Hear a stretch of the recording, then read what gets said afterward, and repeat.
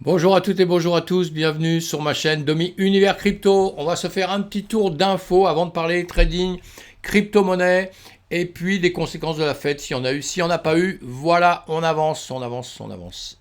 Un petit tour d'infos. Voilà, nous sommes verts, nous sommes nés verts ce matin, enfin tout au moins on s'est réveillé ce matin vert. Vous le voyez sur Twitter, je vous publie la météo le matin en me levant pour vous dire voilà ce qu'il se passe. Je vous ai dit vert, c'est encore vert maintenant. Je vous publie aussi d'autres choses. D'ailleurs, une petite photo qui est sympa, qui est marrante pour les. J'ai retweeté ça. Les Parisiens, là, hein, malheureusement que pour les Parisiens, mais enfin en photo on voit tout dans le monde entier. Eh bien, votez Bitcoin quand on est période français, on est en période d'élection bientôt. C'est affiché bienvenue, c'est une société hein, qui s'appelle Pemium.com hein, qui a publié ça pour se faire sa petite pub. On peut acheter du Bitcoin chez eux. Non, profitez-en, il n'y a pas de problème. Elle ne fait pas 300 millions de crypto-monnaies, mais le Bitcoin elle est spécialisée. Donc voilà, c'est bienvenu, c'est marrant à Paris. Je trouve ça très drôle, moi. Voilà, il ne faut pas grand-chose pour me faire rigoler, mais au moins c'est pas mal. Donc nous sommes dans le vert. La bourse ce matin, bah écoutez, voilà, dans le vert un peu. Là, on le voit tout de suite. Hein, c'est un peu dans le rouge, après dans le vert. Ça bouge pas beaucoup. Hein, je trouve que d'après les annonces, c'est pas. Il n'y a rien qui se passe vraiment, ça sert à rien de discuter 3 heures là-dessus. On va avancer un peu, on va surtout attendre cet après-midi le marché américain. Mais moi je trouve que, bon, bah voilà, on va voir avec la crypto-monnaie, hein, c'est ce qui nous intéresse en premier sur ce site. Guerre en Ukraine, voilà, la Russie qui fait toujours des siennes, évidemment, c'est terrible, hein, avec des morts, des blessés, des familles séparées, des familles qui seront tristes à vie. Et voilà, moi j'en veux pas du tout aux Russes, du tout, parce que les Russes sont les Russes, ils sont comme nous, c'est un peuple, et avec des dirigeants, mais en revanche j'en veux beaucoup aux dirigeants, quoi et aux dirigeants du monde entier. Et à mon âge, je peux dire ça parce que très très longtemps que je suis la politique, je suis tout ce qui se passe dans le monde entier depuis très longtemps. Et sincèrement, il y a un foutage de gueule grave quand même parce que ceux qui vont se faire tuer, c'est quand même toujours les mêmes. Et les autres trouvent toujours le moyen par la suite, après, bah, pour rebouffer ensemble, pour que ça aille bien, pour que voilà. Hein, ils font des erreurs, c'est pas bien grave, ils tuent des gens, ils font tuer des gens tout au moins. C'est jamais très grave tout ça. Hein. Et voilà. Enfin bon, j'arrête de parler de ça, ça me fout un peu les boules. Hein. C'est pas une question de politique, hein, ni de droite, ni de gauche, ni rien du tout. Hein. Mais c'est une question d'être humain, on va dire. Hein. Et pourquoi toujours avoir besoin d'aller massacrer les autres, vouloir massacrer les autres quand c'est pas l'un, c'est l'autre. Hein. Quand il y a une guerre qui est terminée, c'est l'autre qui commence. Bon, enfin, passons. Allez, on passe à autre chose. Je sais pas pourquoi je suis parti sur ce délire-là, là, tout de suite. Mais enfin bon, pour moi, c'est pas un délire. Hein. Alors, cyberattaque. Alors ça, c'est génial. Cyberattaque contre un satellite. Et pourquoi je dis c'est génial? Parce que quand j'étais tout gamin, justement, c'était extraordinaire. Je lisais des livres de science-fiction, mais c'était... on- Ma question, c'était de me dire, putain, le mec, il imagine des trucs, ils sont fous, c'était passionnant tout ça, quoi. Et on s'aperçoit qu'aujourd'hui, bah, on est dedans, hein, on est en plein dedans. Hein. Et justement, c'est intéressant de piocher un peu dans ce système-là, de voir un peu ça, de comprendre un peu les cyberattaques et tout ça, parce que ça peut arriver un jour ou l'autre. Hein. Là, il y a peut-être une cyberattaque ou une panne, on ne sait pas trop, là. On est sûr de rien dans l'immédiat, hein, même avec ce qu'ils annoncent. Mais on sait que ça peut arriver et que ça va arriver un jour ou l'autre. C'est l'évolution, hein, c'est l'avancée de notre monde qui est comme ça. Et ce jour-là, il faudra penser que tout sera bloqué, nos ordinateurs, nos téléphones, etc. Et là, on va d'un seul coup, on fera une gueule comme c'est même pas pensable. Hein. En tout cas, on lit ces articles-là. C'est pas alarmiste, hein, voilà. Il y a toujours des solutions à tout, de toute façon. Hein. Puis en plus, je pense que les mecs qui travaillent justement, il va y avoir une conférence, hein, justement, il va y avoir une conférence sur la cyberattaque. Pour ça, lisez cet article-là. Ça vaut la peine de s'intéresser. L'Ukraine.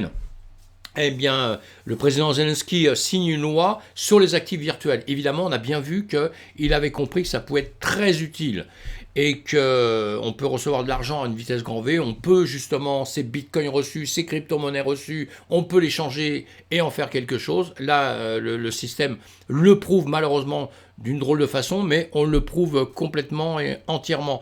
Et donc voilà, on a l'Ukraine qui est du côté de la blockchain Bitcoin et qu'elle est du côté de toutes les crypto-monnaies, on va dire. Donc c'est une bonne chose pour nous. Hein. Malheureusement, ça vient à la suite ou pendant une guerre, donc ça c'est pas terrible. Hein. Et justement, il crée un site pour recevoir les dons en crypto-monnaie. Alors allez lire, hein, si vous voulez envoyer, même pas beaucoup, mais si vous pouvez, vous le faites. Et si vous pouvez pas le faire, vous le faites pas. Hein. Je dis ça comme ça d'ailleurs. Hein. J'ai aucun intérêt dans tout ça, hein, par le côté humain évidemment, comme on a tous. Hein. Coin Tribune, j'ai pas d'intérêt chez eux non plus, hein, mais j'aime bien. Ils font plein de trucs sympas qui nous aident tous à comprendre un peu nos systèmes. Donc voilà. Et en revanche, les informations, là c'est sur le journal du coin.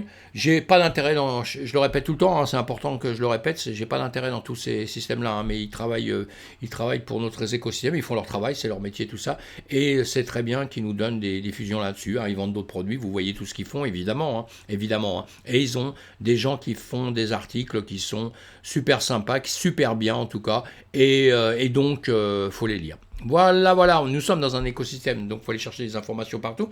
Et sinon, vous allez sur Twitter. Sur Twitter, quand vous faites vos recherches, c'est là qu'on a, vous voyez, ça, je voulais retweeter. J'explique pour ceux qui ne connaissent pas, hein, ça fait partie de tous nos systèmes parce qu'on a beaucoup d'informations là-dessus. Vous voyez, là, c'est Elon Musk, voilà, etc., etc. Il y a beaucoup d'informations, même votre président de la République, vous pouvez écouter ce qu'il vous dit dessus parfois, quand il ne dit pas une connerie, ou même les autres, hein, parce que tout le monde dit des bêtises, moi le premier. Mais voilà, donc c'est un outil maintenant, hein, Twitter. Hein, évidemment qu'il y a des bêtises dessus, évidemment. Mais bon, c'est un outil. Binance, grosse plateforme. Hein, grosse plateforme sur laquelle les débutants, vous pouvez acheter de la crypto-monnaie. Encore une fois, je ne fais pas de pub. Il y en a plein d'autres, on verra quelques noms justement après. Il y en a beaucoup d'autres, hein, c'est pas un problème, mais c'est des grosses sociétés. Faut rentrer sur des grosses sociétés, j'en profite pour dire ça. On lit tout ça, ça vous donnera des petits renseignements sur Binance, sur son chemin, là, hein, je pense. Et puis, ce sont des sociétés importantes. On rentre sur des sociétés importantes pour ne pas avoir un problème un jour de liquidité ou de transfert qui se passera mal. En plus, c'est des sociétés souvent qui sont réactives. Quand vous avez un souci, vous envoyez des mails, des choses comme ça. Ça répond. Voilà, j'ai fait pas mal de pubs, hein, gratuitement. Avril, le 6, le 9, allez faire un petit tour à Miami Beach, mes amis. Ça vaut la peine, on va parler Bitcoin en long, en large, en travers, parce qu'il y a une conférence pendant 2-3 jours, donc il y aura plein de choses.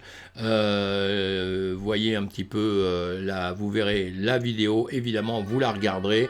Ça vaut la peine, c'est pas que la fête, hein, mais c'est parler de nos cryptos avec plein d'intervenants dedans.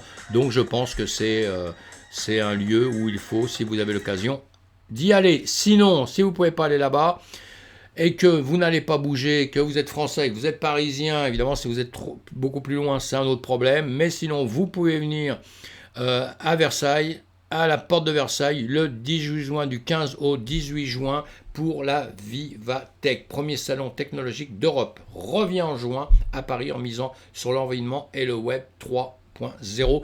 On va parler du web, tout ça, donc ce sera intéressant de voir tout ça, de voir comment tout ça est vu, revu, expliqué et corrigé, comme on dit.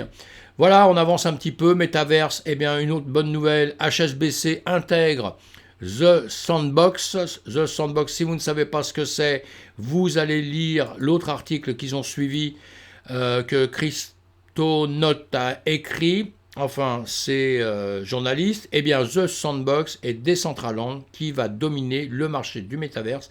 Et dessus, vous verrez justement, il y a une petite explication sur les deux pour les gens qui ne connaissent pas du tout. C'est très utile. Allez lire ça, mes amis. Voilà, on continue, tranquille. Un jeton, ah oui, c'est pour les gens qui adorent, s'il y en a qui adorent les airdrops. Hein. Airdrop, je ferai une petite vidéo explicative en moins de 10 minutes pour expliquer très rapidement ce que c'est pour les gens qui ne connaissent pas. Et je vous ai dit tout à l'heure qu'on allait parler d'autres plateformes. Bah, vous voyez, Binance, Coinbase, FTX, Kraken, Gemini, c'est plein de plateformes qui sont très solides. Après, c'est comme les voitures, il y en a qui aiment un tel, l'autre, etc. Chacun choisit. Dessus, souvent, vous pouvez faire, pas sur tout, hein, mais vous pouvez faire du trading, vous pouvez en tout cas acheter toute de la crypto-monnaie. Ça, c'est sûr et certain. Donc voilà, il va y avoir un airdrop. On lit ça, on lit cet article. Ça va être dans quelques jours. Donc pour ceux qui s'y intéressent, qui connaissent déjà, allez-y, foncez si vous en avez envie. Si vous n'en avez pas envie, vous laissez de côté. Là, c'est plus drôle déjà. Enfin, drôle, pas pour tout le monde. Il vend son NFT par erreur pour presque rien, alors qu'il vaut plus d'1 million d'euros. Oui, vous avez bien entendu, hein, ce petit dessin, là, cette photo, ce que vous voulez, c'est un rocher à la base, et ben, il vaut plus d'1 million d'euros. Et l'autre, il s'est trompé en cliquant sur Internet, vous voyez, et en cliquant sur la vente de son NFT, là, hein, justement, qui est ce rocher, eh bien, il s'est trompé de prix. Voilà, il se trompe de prix. Allez lire ça, vous allez voir, il y a de quoi tomber raide parce que c'est beaucoup, beaucoup d'argent de perdu, pas pour tout le monde. Quand il y a un vendeur, il y a un acheteur. Hein. Donc, pas pour tout le monde. Voilà, on continue d'avancer. Hein. Aujourd'hui, on est dans le vert, on en profite. On espère toute la journée. On va faire le point justement sur le BTC, sur le Bitcoin. Eh bien, il monte pour l'instant, il est vert, on l'a vu, donc souvent quand il est vert, c'est qu'il monte. Après, est-ce qu'il faut toujours s'intéresser quand un actif monte, quand une monnaie monte ou quoi que ce soit, il faut savoir d'où ça vient aussi, hein, parce que j'entends souvent, ouais, c'est génial, ça fait 10%, 20%, j'en achète chez Grandiose. Ouais, mais si avant il a perdu 120%, c'est peut-être pas un actif qui est si grandiose que ça. Vous voyez ce que je veux dire, hein. Donc, il faut toujours minimiser et voir un peu ce qui s'est passé, depuis quand, etc. Donc, à chaque fois que vous allez sur une crypto, sur un actif, vous allez sur quelque chose que vous allez trader ou acheter, eh bien, vous allez voir l'historique, vous voyez. Vous regardez ce qui s'est passé dans le passé, d'où ça vient, à quel prix c'était, et puis comme ça, vous voyez, on est ici.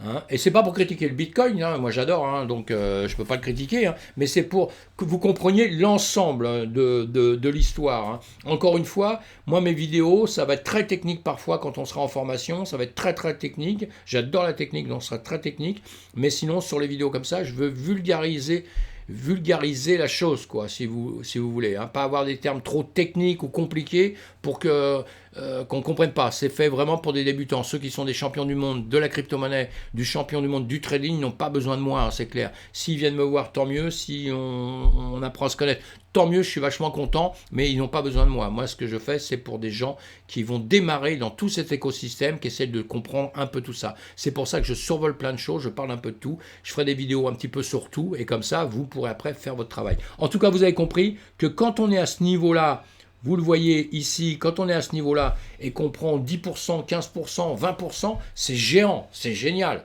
Mais on vient de tout ça là. Hein. Donc on prend 20%, 10% du prix qu'on a ici. Ce n'est pas les mêmes prix. Il y a les calculs de pourcentage, vous savez, je sais que beaucoup de gens sont perdus là-dedans, mais 20% à la baisse, c'est pas pareil que 20% à la hausse, malheureusement. Malheureusement, je vous expliquerai tout ça en détail. Et voilà, en trading, je parle de trading. Et bon, voilà, là on est en 15 minutes. Hein. En 15 minutes, je réponds pas. Sur toutes mes vidéos, j'ai expliqué le passé, jusqu'où ça pouvait descendre, jusqu'où ça peut monter, pas trop, mais jusqu'où ça peut descendre, je l'ai bien expliqué. Donc là, on va voir ce qu'on a fait. Hier, on était là. Hier, on était où j'ai fait ce petit cercle-là. Il y avait plein de petites lignes, je les ai virées. Vous verrez, si vous regardez, si vous arrivez là, vous dites, mais c'est pas la même chose qu'hier. Si c'est la même chose. J'ai viré toutes les petites lignes qui me servaient à scalper. Je vous ai fait voir quand vous voulez prendre des trades très rapides, il faut savoir d'où vous partez à chaque fois. Ça, c'est des zones de résistance, on va dire des zones où on range dedans, vous voyez, où la crypto peut ranger dedans, des zones où elle passe, des zones où elle va toquer à des endroits, vous voyez, ça va servir de résistance et ça va servir aussi de support. Voilà, c'est des zones que moi-même j'ai choisies. On choisira peut-être pas tous les mêmes au même moment exactement, mais quelque part, un bon trader sait choisir ces zones pour le trade qu'il va faire. Quand je parle de trade, c'est en intraday, du trading qu'on va faire dans la journée, hein, ou du scalping si on va trader en quelques minutes, comme moi j'adore ça, hein, j'en fais à longueur de temps, je fais en intraday, mais je fais en journée. Et je fais des choses pour du long terme et tout. Le long terme, on n'y touche pas. Quand on parle de long terme, on n'y touche pas. Ça veut dire qu'on achète une crypto, on achète un actif, à la limite aujourd'hui, on va le laisser pendant 1 an, 2 ans, c'est ça le long terme, ou quelques mois en tout cas. C'est pas je l'achète, je le vends demain, je le rachète demain, non, ça c'est pas du long terme, hein, parce que souvent on m'explique ça, des choses comme ça. On me dit ouais, bah, je fais du long terme, je l'ai acheté il y a 1 mois et là je l'ai vendu, c'est pas du long terme pour moi ça, c'est un mauvais plan.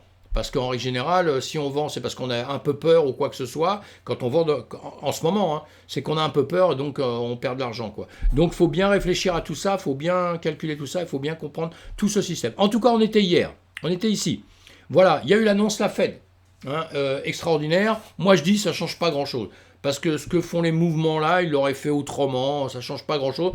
Je pense que C'est 0,25 ou 0,26 points là, c'est bien, c'est bien. Bon, de toute façon, on le savait depuis longtemps. Donc c'est bien vu par tout le monde, c'est pas, il n'y a pas grand-chose. On va voir le marché américain cet après-midi, comment il va réagir. J'ai déjà regardé un petit peu tout à l'heure, là, j'ai déjà regardé un petit peu, vous voyez, sur le SP500. Bon, on voit là j'aimerais bien qu'il monte un peu au-dessus. Il y a des signes comme ça, vous voyez, il faudrait qu'il craque.